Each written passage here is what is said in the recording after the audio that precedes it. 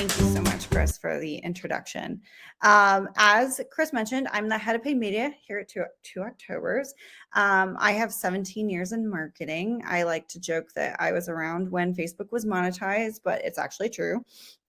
And as she mentioned, I've been in-house, I've been agency, small local businesses, and we had a discussion about an anecdote of our craziest social test to date. So I consulted a colleague because I was like, I don't think I've ever been like crazy in my social testing. And she said that she removed all demographic and interest targeting to broaden her reach, and it actually outperformed her A campaign by moving that restriction. And so just a cute anecdotal thing to think about, like, it's something we would typically shy away from, but sometimes the things we shy away from are actually the things that work best for us. And then, of course, for Two Octobers, with our goal and our mission, we're certified B Corp. We are committed to balancing profit and purpose, and we work with good people and organizations to make better informed decisions. So what we'll talk about. First of all, we're going to talk about how this is going to help you. So why you're here. And then we will talk about 2, 3, and 4, and we'll get through each of those. But what I want to start with is how this webinar is going to help you, whether you're in-house or whether you're agency. These tips will benefit you. So how will this help you? So we all know that you need to make the most of your budget and your resources, and we want to make sure one of the things, and I highlight it here, that there's a lot of social platforms that can be overwhelming. One of the things that I've seen historically is that people can tend to gravitate towards trying to spread themselves thin. And what you want to do when you're thinking about your financial investment when it comes to advertising and marketing digitally is how you best capitalize on that. So we want to understand how you determine your platforms and how you're going to use that for your specific industry, because it varies and it's not the same across the board. So that's what we're going to look at today. So 2, we're going to talk about how to identify social platforms that work for your specific company. And they will vary. And I always say that as a caveat because it's true. So here's a glimpse at the top 10 social platforms by active monthly users. Probably not a surprise to anyone.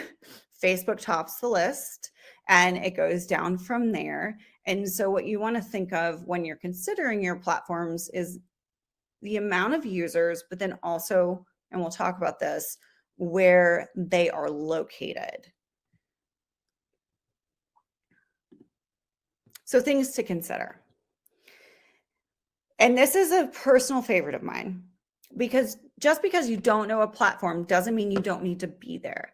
And one thing that I found is that, like, for me personally, I'm not on TikTok, but it doesn't mean my clients don't need to be there.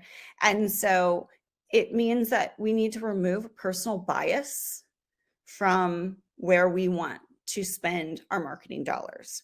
And the opposite is true. Just because you know and understand a platform, if you are on TikTok, it doesn't mean that you need to be there.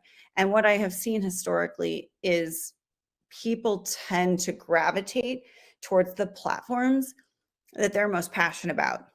And that doesn't necessarily equate to what's best for your company. So you have to remove that bias and then think about what's best for your particular goals. And I'll continue. Additionally, demographics, age range. So 81% of adults use YouTube. So if you're targeting adults, probably a good place to be.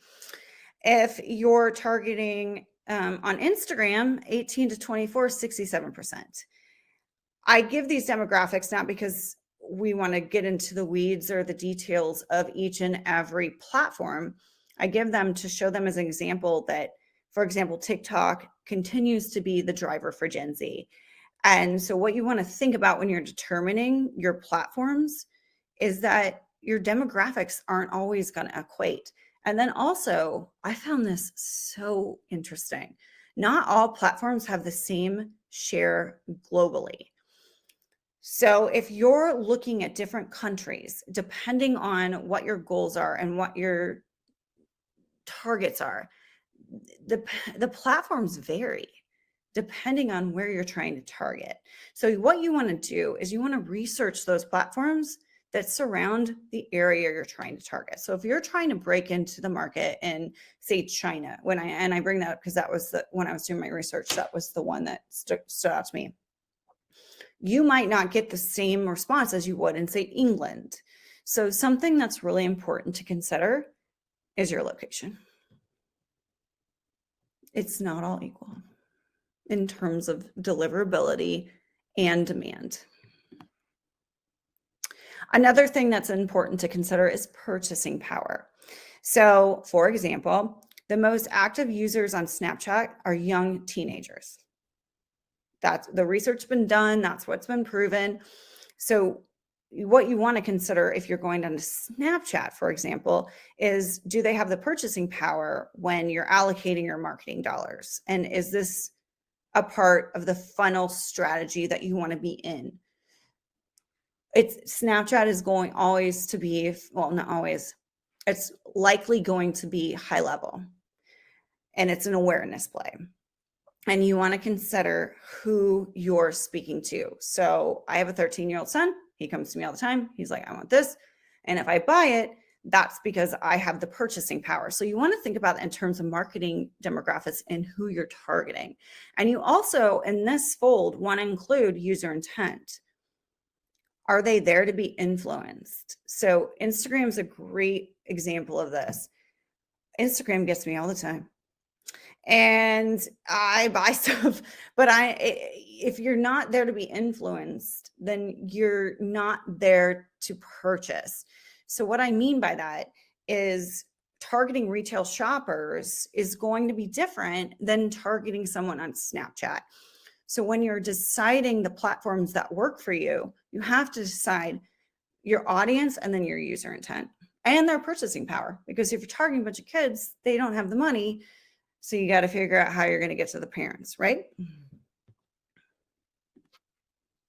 And this leads into determining your audience. And this is a summary of what I've just said.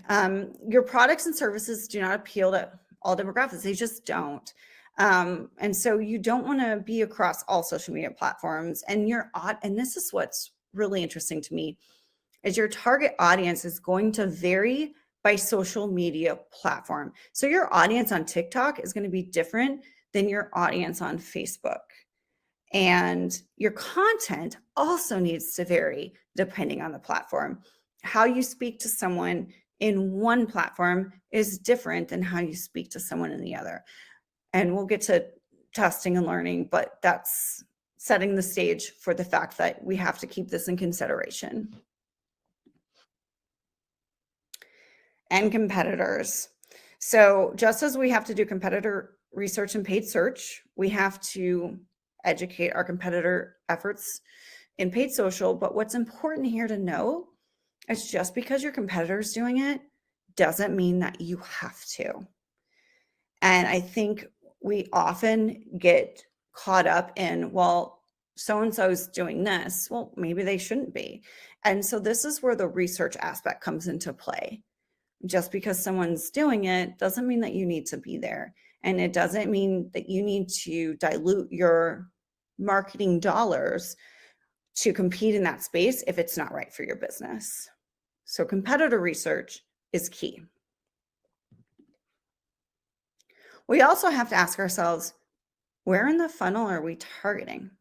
Because platforms can serve different stages of the funnel. And as I mentioned earlier, like Snapchat's typically an upper funnel like play, but you have to break down strategically, where are we attempting to grow? So if I wanted to grow my impressions, I could hypothetically say, I want to go to TikTok because there's a lot of impression availability there. LinkedIn, that's more of a conversion play. So what you're looking here at when you're developing your strategy and you're developing how you want to think through what you're going to create long term is you want to think through, okay, this is the channel based on my research that is going to deliver top of funnel, mid funnel, and bottom of funnel. And we want to know which is converting. And that is something that you need to strategically break down by intent. And then we're going to enter test and learn. So one thing that I wanted to think through when we're talking about the test and learn process is setting expectations. So I combined the thought process here on how do we enter test and learn and understand it while setting expectations. And I'm not sure if any of you have experienced this. I know some people on this call have, but there's expectations you have to set when you're testing new platforms and you're doing expansion, because you have to be honest and transparent with how you're going to go in that direction. So why do we test and learn? So a few reasons. TikTok is my perfect example. I keep referencing it, but we're testing the potential value of a new identified platform. So when TikTok came out, I think as advertisers as a whole, we discounted it. And we were like, it's TikTok, like people are dancing to videos. But that's the bias I was talking about earlier.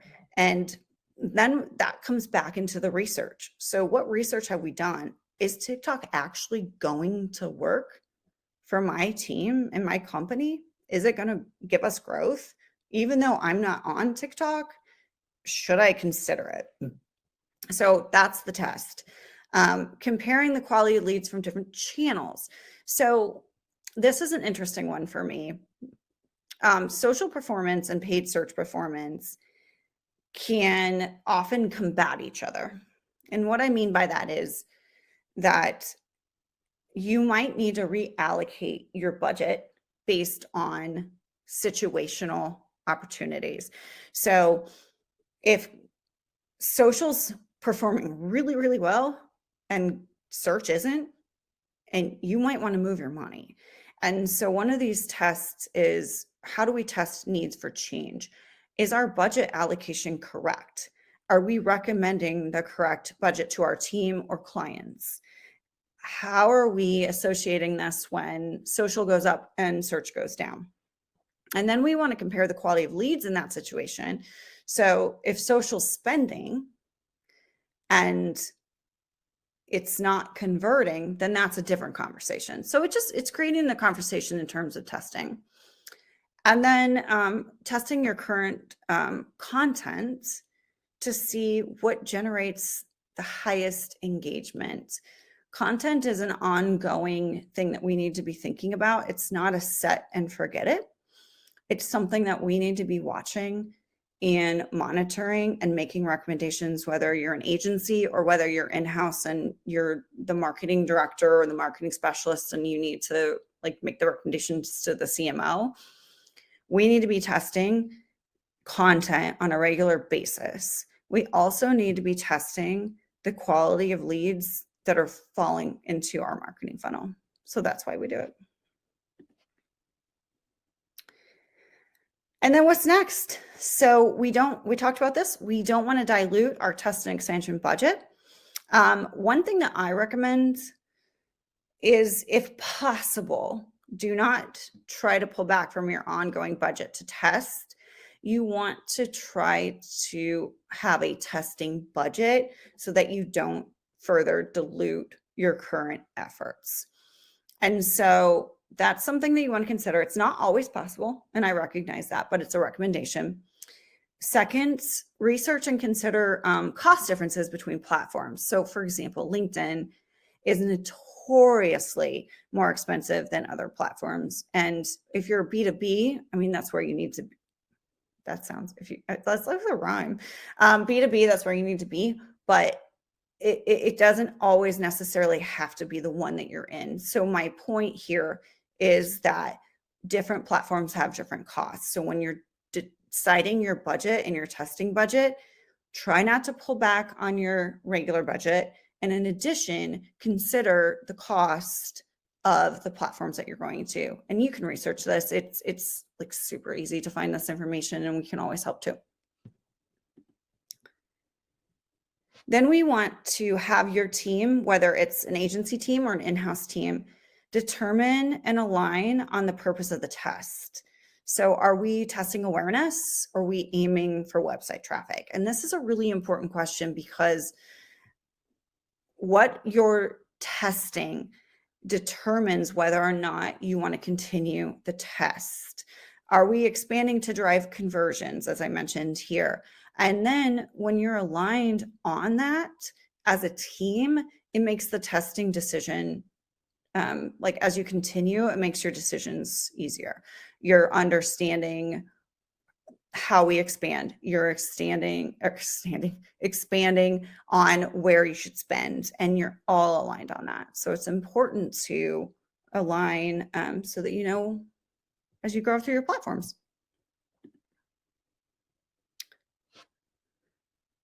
We also want to discuss who you're targeting. So social is going to vary from your search. And I think this is something that's really important to talk about. Search is intent. And we all know that to a degree, but social, we can serve without intent, and we can serve audiences in social that we might not be able to serve in search.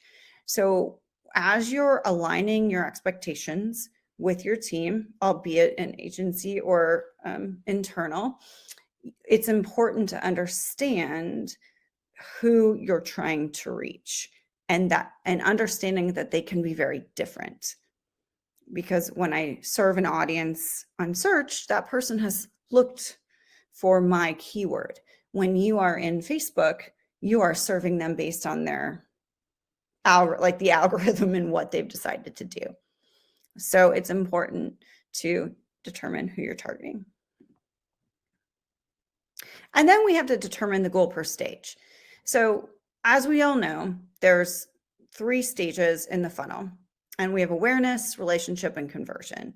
So when we're determining our goal per stage and our net new user goal, we want to determine how many consumers you're interested in re-engaging, and ultimately your conversion goals. And this is something the team also has to be aligned on as well, because awareness and conversion are, as we all know, are very different things. And if we're trying to reach at the awareness level a certain goal, or sometimes we just say conversion's the goal, and that's the goal. So it's aligning on which one we want to focus on, and that helps determine our testing expectations. I believe that this is also very important, reporting expectations. So internal team, as I mentioned, or client, you have to report weekly on tests. So it's important to provide transparency by reporting on both positive and negative findings on a scheduled basis. We want to tell the story so we can uncover what should happen next. And we should provide industry and client-specific trends to showcase a baseline to help mitigate unnecessary test decisions. And what I'm trying to convey here is that when we aren't transparent about tests, that creates distrust. Whether you're internal, like an in-house, or whether you're representing a client at an agency, transparency is key. And that's when you build trust, and you're like, okay, here's how we're going to fix it.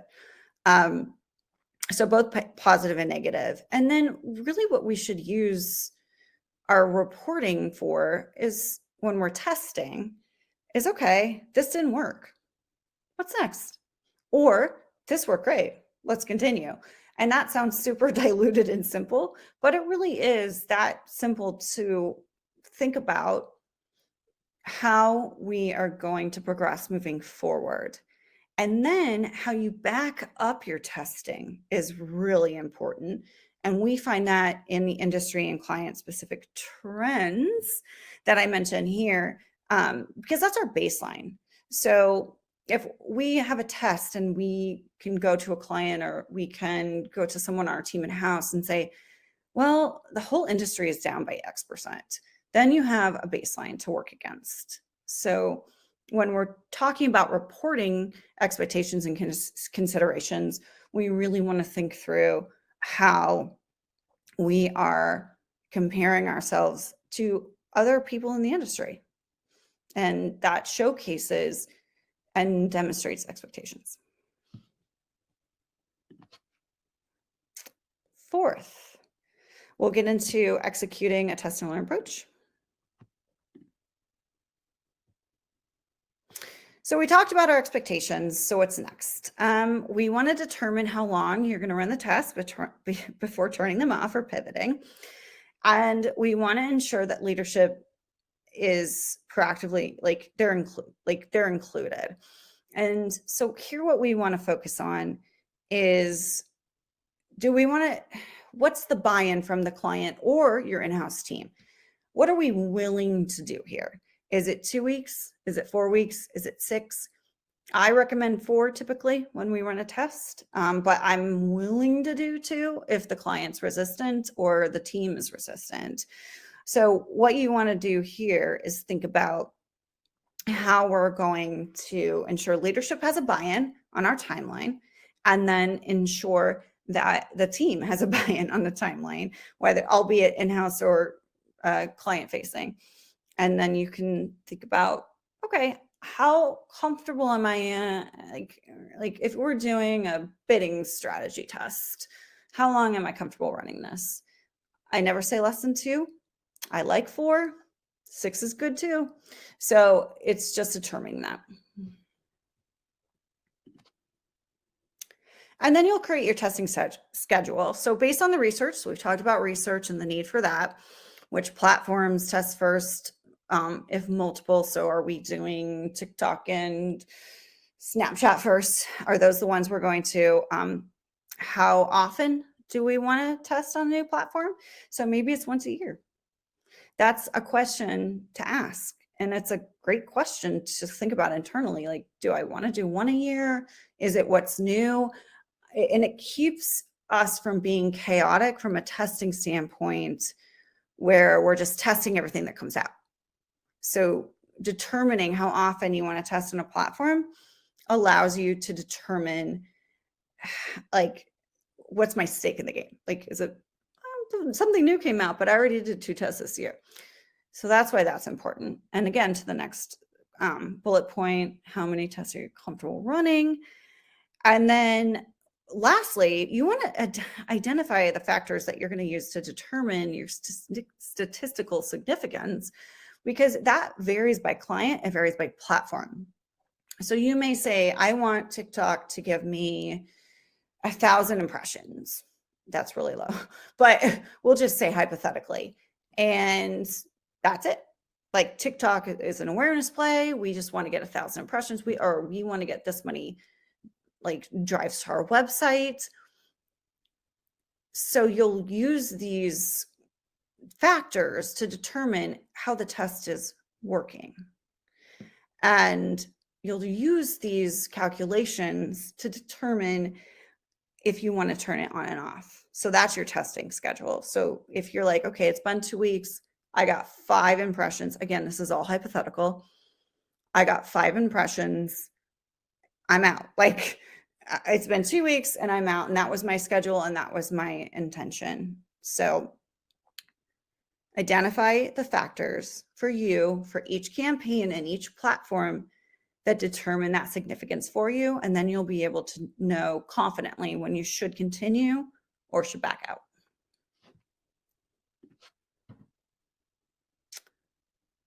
Another consideration, measurable results vary by platform.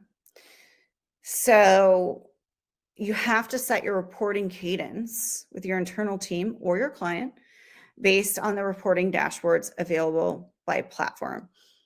This is setting that expectation of not everything is going to be reported on in the same way. So when you're talking to a client or your internal team and you're doing testing and you're in test and learn, you will have to continually set the expectation that, well, TikTok's doesn't report the same way that Facebook does. It just doesn't. And so it's having that conversation.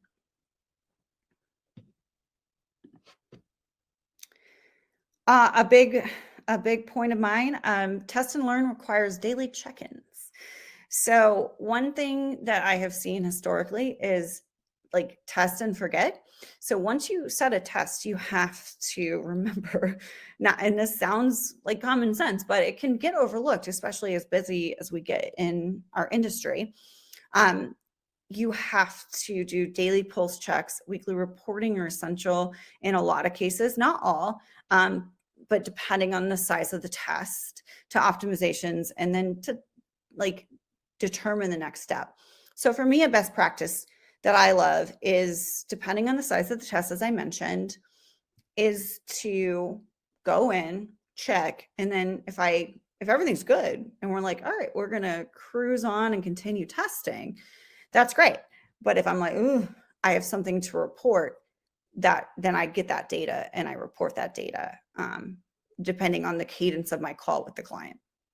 And if there's something that you're running into with a client that is prior to a call, that's also important to report ahead of time. Don't wait for the call to report when you're testing, because you might miss something that needs to be updated, and get their input too. So now what do we test? So one thing that all social media platforms have in common are their core components. And I'll go to the next one. And it's that we are able to serve without intent. And search, someone has to actually type in the keyword, right, in order for that ad to come up. Social, we can push our way through and give them the content. So when we're scaling with current social media platforms, we have to have a different financial focus than when we're entering for the first time. So when we're entering into a new social media platform for the first time, you need to see if it's the right platform, the whole test and learn. And that all comes back to the KPIs you've determined and what you're looking for. What's our impressions? What's our goal? And so that is a different financial component. Expansion versus entry is different. So when we're testing expansion, these are things where you're like, all right, this is going well. I'm going to expand, and here's how and why. And so you're testing your expansion. Testing entry varies from expansion. All that being said, when you enter for a first time, you're going to focus on seeing if it's the right platform for you. So if you're going to TikTok for the first time, what you're going to want to evaluate is, does anyone want me to be here? Like, is this my place to be? And you can evaluate that by all of the KPIs that you set before you entered the test and learn stage. If you're already in TikTok and you're like, I want to spend more money, that's a different story. So then you start to test budget increases. You start to test new content and all of the things that we mentioned earlier. So keep that in mind. Entry and expansion are different. And again, to expand on what I just mentioned, initial tests. So we want to test overall demand in a platform when you're entering. You want to have less audience restrictions, less location restrictions as applicable. So sometimes you're only like in Texas and you're only in Texas, but you know what I mean. And then test content. So you want to open it up as much as you can when you're entering a platform without overspending. And that's when I go back to the point of, you want to monitor it on a daily basis when you're going into a test and learn, because you don't want to miss an overspend, and you don't want to spend in something when you have your demand opened up. You don't want to miss like, oh no, we shouldn't be targeting that. So when you enter into a new platform, you want to loosen the purse strings, if I will, for lack of a better term. But you also want to keep an eye on it. And then you want to test your customer list to see if they're even large enough to be deliverable. So when we're remarketing in social, sometimes our email lists are not like I just mean as in our industry, our email lists are not often able to deliver because they won't register. So that's a test that you want to keep in mind. And then one thing I wanted to add is that initial widen tests that I mentioned, they can provide data to create your evergreen campaigns in the future. So you open it up, you keep an eye on it. We've got less audience restrictions, less location restrictions. We test our content, and then we are able to say, okay, this is who we target from an evergreen standpoint, moving forward, ongoing. Then we have our expanded tests. So we're good. We've got our initial tests. We understand like who our audience is. We're set. Then we want to continue the testing period, and we want to do it across the test platforms, but we want to expand it. So here's where it starts to get fun. So then you test a myriad of audiences. You revise and you expand your content tests, and you test more locations. One thing that I love to do, and this happened out of COVID actually. Long story short, I had a hotel company that I was working with, and I used GA to like find out where people across the world were like actually looking to come to their hotels. So what you can do here is you can drive test locations when you're expanding your location targeting through GA. And then you refine your KPIs and expectations. So we've talked a lot about expectations, but what you can do here is say, okay, we've done the initial tests. Here are the findings. We're going to test more audiences. We're going to test more content. We're going to test more locations, but we also need to refine our KPIs because now we know how we're delivering, and we want to have that conversation with the client or internal team of what are we reporting on, and then revisit that conversation on expectations.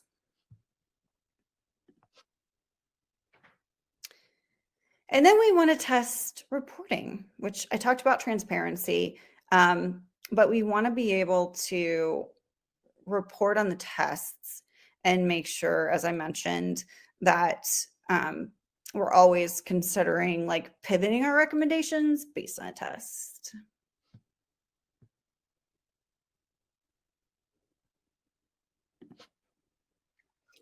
Hey, Chloe. Yeah. Do other social platforms have customer match audiences similar to Facebook and Instagram? They do. Yep. Yeah. Oh, yeah, Ian. Yeah, Ian asked that question. And maybe, Ian, during the office hours, if you'd like to, you could come on stage with us, which is what allows you to be contribute by voice and ask more questions about that if you'd like, which is coming around the corner. I'm guessing about 5 more minutes. So thank you. Yeah, of course. Thanks, Ian. That's my brother's name, by the way. Okay, so one thing I wanted to include was the top 5 test takeaways. So as we wrap up, this is something to consider in terms of, all right, where do I start? We talked about, how do we do it? Why do we do it? And in terms of top 5 tests, so video awareness, it doesn't always work, and that's why it's a test.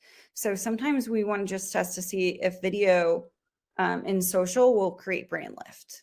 Sometimes it does, sometimes it doesn't, but that's why it's a test. And then content consideration. So we talked about how we want to test different pieces of content, see how that engages with your audiences. We want to test copy ideas. We want to be bold. And this is something that I love, like be bold with it and don't hold back necessarily. In terms of, I obviously don't put anything out there that isn't appropriate, but I'm just saying, like, be bold with it and test it so that you can see, like, wow, that actually resonated with my audience. And then in terms of creative consideration, test new images. And one thing that I love here is that you don't have to just use images from your site. You can go back and test historically good images against your current ones. And you can say, okay, this worked well for me even 2 years ago, and see how it performs against your current creative. And then lastly, test remarketing. We know about remarketing, but testing audiences who previously engaged and see how that goes.